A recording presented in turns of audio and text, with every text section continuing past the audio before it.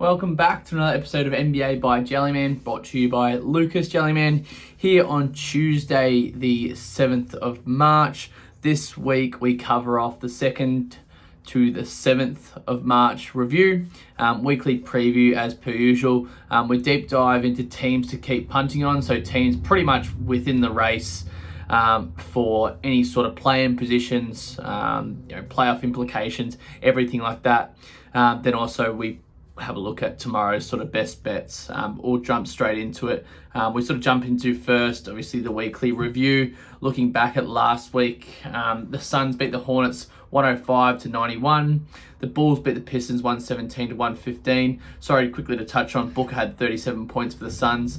LaVine had 41 points. The Celtics beat the Cavaliers 117-113. Tatum had 41, Mitchell had 44. The Sixers beat the Heat 119-96 in Miami. The Nets lost to the Knicks 142-118. Brunson had 39 points. The Grizzlies, they beat the Rockets 113-99 in Houston. The Bucks beat the Magic. Giannis had 31 points. The Lakers beat the Thunder in OKC 123-117. And the Pelicans beat the Blazers in Portland 129-110. So, funny enough, after we spoke about last week, defense being a factor, it had completely adjusted again this week. And it just seemed like potentially after the All-Star break, players had a few days off. The shooting wasn't exactly there, although the defense was there. Now it seems to have shifted back. Players are getting shots up. Players are looking good again. Just that repetition is clearly back for all teams involved. Friday's games, we saw the Wizards beat the Raptors. Kuzma had 30 points. The Mavericks beat the Sixers 133-126. Luka had 42 points and 12 assists, and a big game from Irving as well. They combined for 82 points and a win. The Spurs beat the Pacers, and the Warriors beat the Clippers 115-91. The Clippers scored 35 points in the second half compared to 70 points of that of the Warriors, and that obviously cost them. Now, with the Clippers offense, we just don't know why that's happening. Something's not clicking. Is it players coming off the bench? Who knows? It'll be interesting to see how they go towards the back end of the season with that adjusted lineup. Saturday's games, the Magic beat the Hornets. The Blazers lost to the Hawks in Atlanta 129-111. DeJounte Murray could not miss a mid-range shot. He was something like 13 of 16 from the field. He had 41 points. The Nets beat the Celtics 115-105. The Celtics were up by 28, I think it was. They were up by 22 in the first quarter, and then the Knicks climbed back and ended up winning by 10. Mikal Bridges had 38 points, Jaylen Brown 35 points. The Knicks beat the Heat 122-120 to extend their win streak. The Suns beat the Bulls 125-104. Booker had another 35 points there. The Thunder smashed the Jazz 130-103. The Nuggets beat the Grizzlies 113-97. The Warriors beat the Pelicans 108-99. And then the Kings beat the Clippers 128-127. De'Aaron Fox had 33 points in that one. And the Wolves beat the Lakers in LA. Gobert, a big game, 22-14. And Davis, 38 points there. Sunday's games, we had the Raptors beat the Wizards in overtime, 116-108. VanVleet had 25-10. The Cavaliers smashed the Pistons 114-90. The Heat beat the Hawks 117-109. Bam had 30-11. The Rockets beat the Spurs. The Sixers beat the Bucks, so they come back 48-31 in the fourth quarter. They win 133-130. James Harden a near triple-double, 38, 9, and 10. Holiday 26 and 13. The Wolves beat the Kings 138-134. Quite a high-scoring game once again on the Kings' behalf. Monday's games, we had the Suns beat the Mavericks 130-126. Booker had 36, Irving 30. The Pacers beat the Bulls 125-122. Once again, playoff implications for both those teams. Now both those teams are even within the standings. Halliburton had 29 and 11 as well. The Lakers beat the Warriors 113-105. Anthony Davis, another big game, 39 points. The Nets beat the Hornets. The Blazers beat the Magic. The Rockets beat the Spurs. The Thunders beat the Jazz. The Knicks beat the Celtics in double overtime, 131-129. Tatum had 40 points. Quickly had 38, 8, and 7. And he's jumped quite high in the Sixth Man of the Year standings as well. The Bucks beat the Wizards 117-111. Giannis near triple-double, or he would claim a triple-double, but they've rescinded that one. Beal 33 points as well. And the Clippers beat the Grizzlies 135-129 with Paul George scoring 42. On to today's games. The Celtics, they got beaten by the Cavaliers 118-114. Not sure if you may have seen it, but Grant Williams called that he would make the last 2 free throws. He then missed the 2 free throws. The Cavaliers then win in overtime. Donovan Mitchell, 40 points. Jaylen Brown, 32, 13, and 9. No Jason Tatum for the Celtics in that one. The Sixers beat the Pacers in a high-scoring affair, 147-143. Embiid, 42. Halliburton, 40 points and 16 assists. Harden also had 20 assists in that one. The Blazers beat the Pistons behind a Lillard triple-double, 31, 13, and 12. The Heat beat the Hawks, 130-128. Might as well quickly touch on it. We put out Miami Heat minus 2.5. The Heat were up by 7. They then allow a 3 from the Hawks. They then go down the other end, hit 2 free throws. The Heat, then there's 1.4 seconds, gets flung in the front court to DeJounte Murray. Obviously, game's over. It's 5 points. DeJounte Murray then hits a 3 on the buzzer to ruin our line. But anyway, that's a bad beat. The Nuggets beat the Raptors 118-113. Joker had 17, 13, and 9. The Nuggets scored 35-25 in that fourth quarter to get the win there. And the Kings beat the Pelicans 123-108 with no De'Aaron Fox. That is the week in review. We'll quickly jump into, I guess, what we're calling teams to keep punting on. For the simple fact that they're still in the running.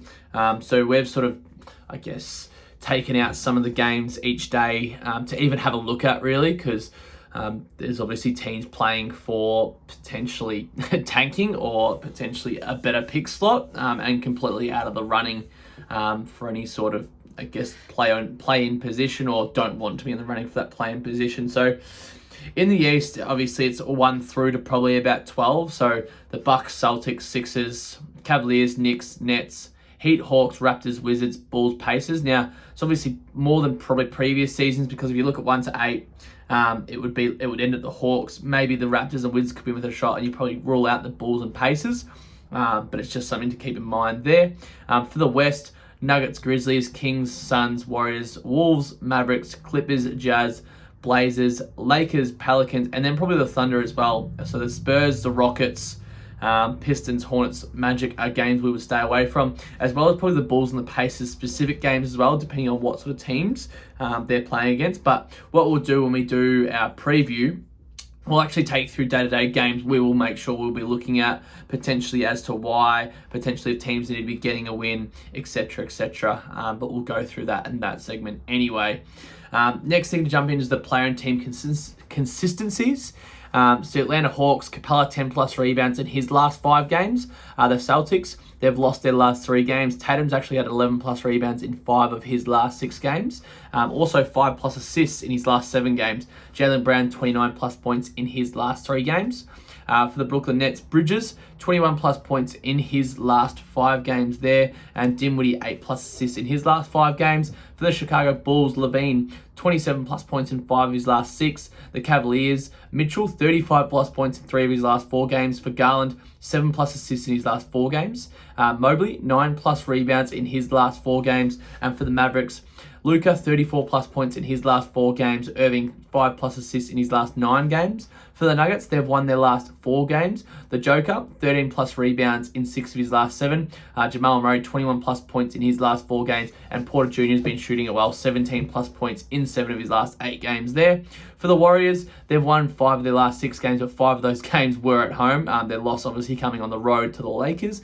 Klay Thompson 22 plus points in 6 of his last 7 games, been shooting it well. I think he actually had one of his better months in his career to date. So as we sort of said, a year back from his injury, he's playing super well. The Pacers, Halliburton 29 plus points in his last 3 games, and then 11 plus assists in 4 of his last 5. For the Clippers, so LA Clippers, they've lost 5 of their last 6 games, obviously winning their last game, but losing 5 in a row. Paul George, 25 plus points in 5 of his last 7 games. For the Lakers, Davis, 28 plus points in his last 4 games. Expect that to continue, obviously, with LeBron out and him needing to dominate. The Heat, Butler, it's all about Butler here. 23 plus points in 5 of his last 7. 8 plus rebounds in 4 of his last 5. 5+ assists in 5 of his last 6. We were tempted to look at his triple-double today. Lucky we didn't. He finished with 26, 9, and 9, so he would have just missed out on it. It was paying $29 though. The Bucks, they've won 17 of the last 18 games. Their last loss was to Philly. They've won 13 of those 17 by 6+ points as well. So keep looking at the Bucks as they close in, or they potentially lock in that number 1 seed in the East and potentially in the NBA. Sort of tied at the moment, or I guess 0.5 of a game in front of the Nuggets at the moment, with the Nuggets having 19 losses and the Bucks only 18, but the same amount of wins. For the Pelicans, 25+ points for Ingram in 9 of his last 12. He had 24 points today. The Knicks, they've won their last 9 games. Randall, 25+ points in 7 of his last 10. Quite a few big scoring games. And we notice he's shooting the 3 ball well, and a lot more as well this, I guess, over his last stretch of games. For the Thunder, Giddey, 9+ assists in his last 3 games. But a quick note that SGA came back and absolutely dominated as well. I think he had 38 points in his last game. For the Suns, Devin Booker, he's had 35+ points in his last 3 games. And then 6+ assists as well in his last 7 games. His assists are actually quite high, I guess, value. So there's a bit of value in that one. DeAndre Ayton, 11+ rebounds in 4 of his last 5 games. For the Sixers, Embiid, 27+ points in 15 of his last 16 games. If I can get that one out. Harden, 20+ points in 9 of his last 11, but also 10+ assists in 4 of his last 5 games. For Maxey, 23+ points in his last 5 games. Moving on to the Blazers, Lillard, 33+ points in 7 of his last 9 games. For Jeremy Grant, 20+ points in 4 of his last 5. For the Sacramento Kings, 229+ points in their last 13 games. De'Aaron Fox, 31+ points in 8 of his last 9. And Sabonis, 18+ points in 10 of his last 11 games. Also had a triple-double last game. 2 more to go. Van Vliet, 8+ assists in his last 4 games for the Raptors. And Kristaps Porzingis, 22+ points in his last 3 games for the Wizards. But that goes through, obviously, the player and team consistencies at the moment. Obviously, we'll include that in the show notes as per usual. But jumping into the upcoming week preview. So obviously, tomorrow's games. The Bucks and the Magic we would stay away from. The Wizards and Pistons, I mean, the Wizards need a win mainly because they're currently sitting 10th at 30-34 at 16 games behind first place, but 1.5 ahead of the Bulls, and then 1 behind the Raptors. So they obviously need to keep away from the Bulls there. The Pistons obviously 15-50 on the season and are going for that. Well, I wouldn't sort of say tanking, but they're going for that number 1 pick this season. So the Wizards will need a win there. So whether they're just looking at their line, I'd probably stay away from that, but potentially their head-to-head away may look good. The Knicks versus the Hornets, I mean, the Knicks are chasing 10 wins, but they're also chasing the Cavaliers in the standings for potentially home playoff series. So they're a game and a half behind the Cavaliers at the moment, and they've been playing some good basketball. So looking into that one. The Sixers and the Wolves will be competitive. We'll stay away from the Nets and the Rockets, but the Nets do need a win, so they should win. So potentially a combo of, the Nets and the Wizards, because 2 teams that need a win. The Warriors at the Thunder, that's a 50-50 game head-to-head for us, even though the Warriors are terrible away. Potentially look at some points over, Curry and SGA.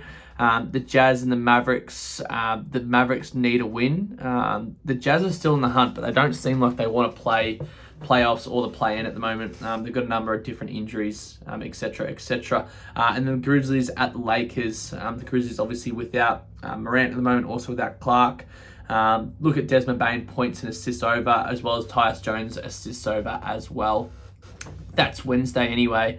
For Thursday, looking at the Hawks and the Wizards, that's all good to go. Blazers, the Celtics, same sort of thing. Cavs, Heat, Mavericks, Pelicans, Bulls, Nuggets, all the games on Wednesday are good to go. However, the Raptors and Clippers, I'd be staying away from head-to-head. Suns head-to-head looks good. Nuggets head-to-head looks good. Pelicans, Mavericks, 50-50 for us there. Cavaliers, Heat, 50-50. The Blazers, Celtics really should win that one there, depending on who's healthy. Hawks and the Wizards, 50-50, maybe total points over in that matchup there. Friday's games, We're looking at sort of small caster games. Hornets, Pistons, stay away from. Rockets, Pacers, stay away from.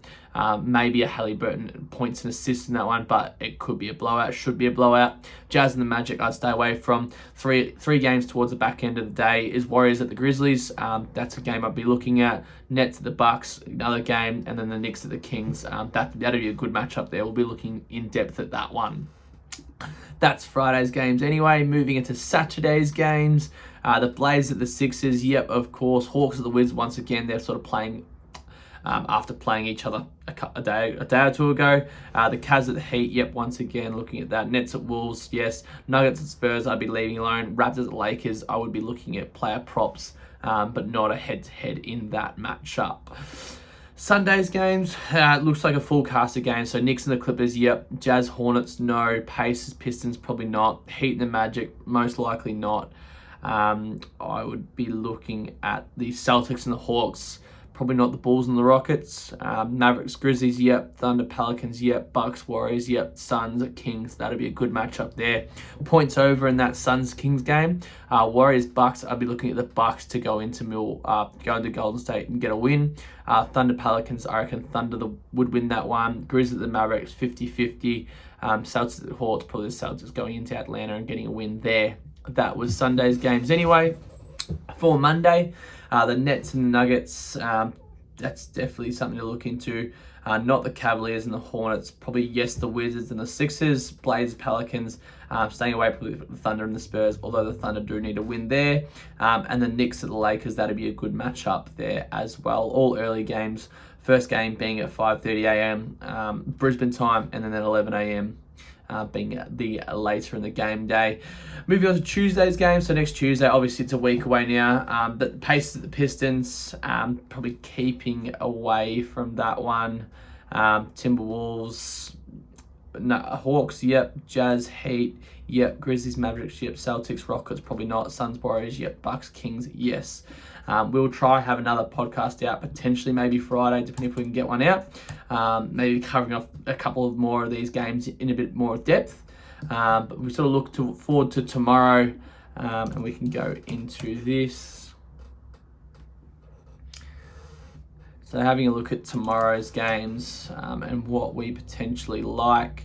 So the Wizards are minus 5.5 against the Pistons.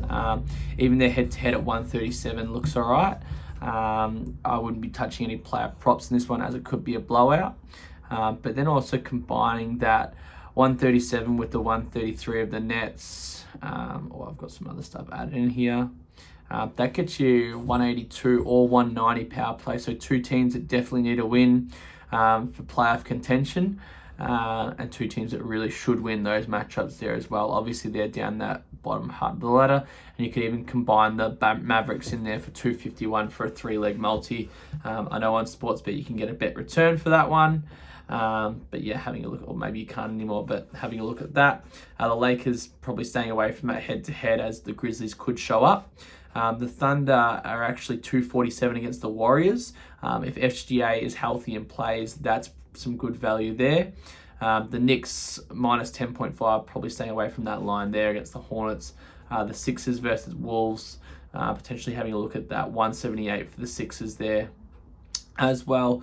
But we'll have more of an in-depth look for tomorrow for subscribers. But that's all for this evening. A quicker one this evening. We're actually going to shoot a NRL podcast after this one as well. But what we will try to do is we'll create these ones a little bit quicker for the NBA and sort of go through them maybe every 3 to 4 days.